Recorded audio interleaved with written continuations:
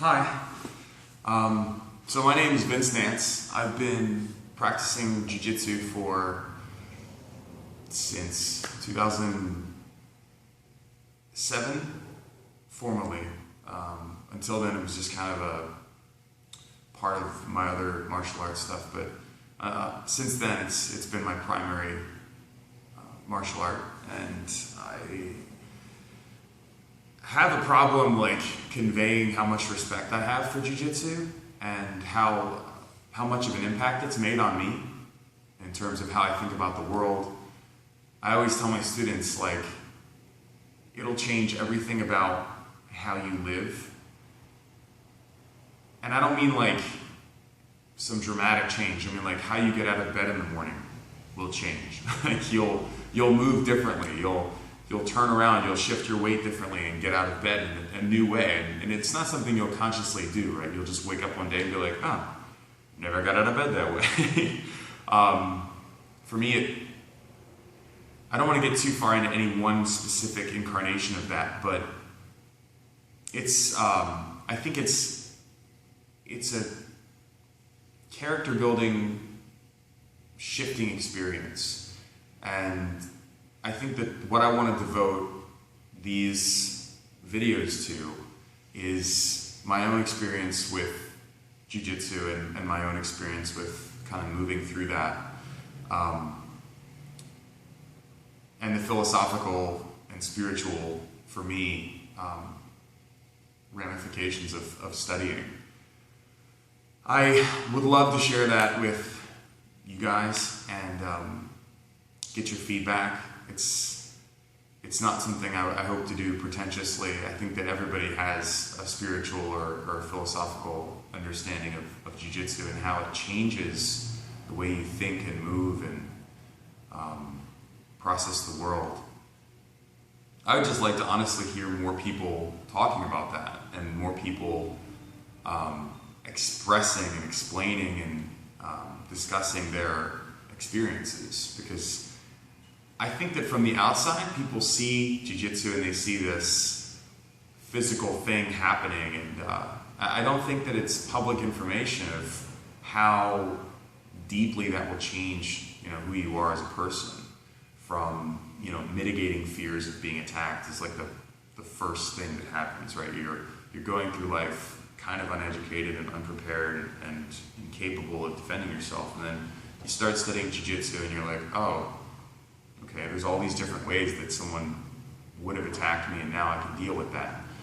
I always tell people when they first start, because guys have a big ego, they don't like to admit that, if you tell a guy, for instance, all right, Jim, if you had to fight that guy over there, who'd win? And of course Jim's going to be like, well, me, But so I realized very early that most guys, if you ask them, they think it's a matter of willpower. So you're like, okay, fair enough. So I started using this time machine metaphor where I'll say to the guy, if you study Jiu-jitsu 3 times, 3 sessions of studying Jiu-jitsu, and you study submissions during those sessions, and you go back in time and attack yourself, you will probably kill yourself in 30 seconds to a minute, if that. Because Jiu-jitsu is the poison and the antidote. Without it, you're helpless unless you understand the move. And for me, that was, most guys in that situation will kind of be like, oh, wait, it's still me, the toughest guy in the universe, fighting me. Immovable object, oh my God, so what would happen if I met myself? And then it takes the willpower and the ego out of it, and you're sort of just you versus you, unstoppable force, immovable object, what would happen? And the person can kind of be like, oh, I guess the one with Jiu-jitsu. And it's not really apparent to that person until they start to train, but the vast majority of people who I've had train with me, from wrestlers to Taekwondo black belts, whatever, it's oh no, yeah, for sure. If I didn't know this, if I didn't know, phone a friend, or if I didn't know, to grab my own arm or to, keep my chin down, I would just be choked or have my arm broken and then get choked, or just get pummeled. And it's so interesting for me also, because when I think about jiu-jitsu, I don't really think about that part of it anymore. Like, I think, and this is just my experience as like a purple belt, I think you get to the point where the fighting aspect of it, you sort of move past that. At least I am in the process of doing that. I don't often think about the fighting part of it. I spend a lot more time thinking about the ways that it correlates with problem solving and peace, and the ways that humans evolved to be in physical contact with one another and really aren't now. There are only two contexts in which adult humans touch each other, and neither of them are very socially acceptable. So it's a way for people to kind of come together, and yeah, sure, you're practicing a martial art, you're increasing your flexibility and fitness and stamina and balance. There's all these different benefits that you get from practicing, but in addition to that, there's this ability to be physical with people in a socially appropriate setting, a sort of a context or a container for that to happen. And I really enjoy seeing that, and I think it's very important. There's actually a lot of things that I'd like to kind of get into, things that I've realized about jiu-jitsu, and the ways that it changes your mind, it changes the way that people interact with reality. And that's kind of what I hope to do. I hope to be able to discuss that and talk about that and put forth different ideas. Also, this weekend I'm going to New York City for the Pan Ams, and I look forward to either winning or getting beaten. It's one of the things that's kind of changed in how I approach competition as well. Like, I don't necessarily hope for victory. I hope for a good game. Like, I hope for a good match. More than I hope to win that match, I hope to learn from that match and have an interesting match. Like, I would rather go to the Pan Ams and grapple and have the best match of my life and lose than go there and perform terribly but beat a guy, like get lucky, or like catch a guillotine, catch something, or like an ankle lock and just catch something and win. I don't want to just catch something and win. I want to learn. I want to experience that match with a stranger, someone who has the ability to teach me, and who, interacting with that person's game, I'll gain new insights into grappling and myself and movement, and experience some kind of challenge, or that's what I look forward to. That's what I pursue in these matches. It's also hard when you're one of like 2 or 3 guys at your gym who don't really wonder if they're gonna win a match, right? Like, we don't lose matches. We just sort of grapple our students.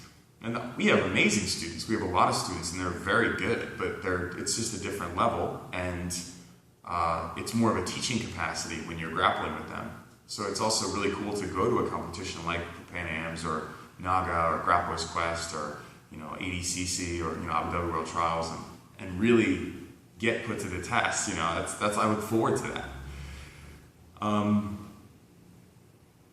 There's so many different things that I feel about jiu-jitsu, as far as being the gentle art, being simultaneously more destructive, and yet being the only martial art that you can use.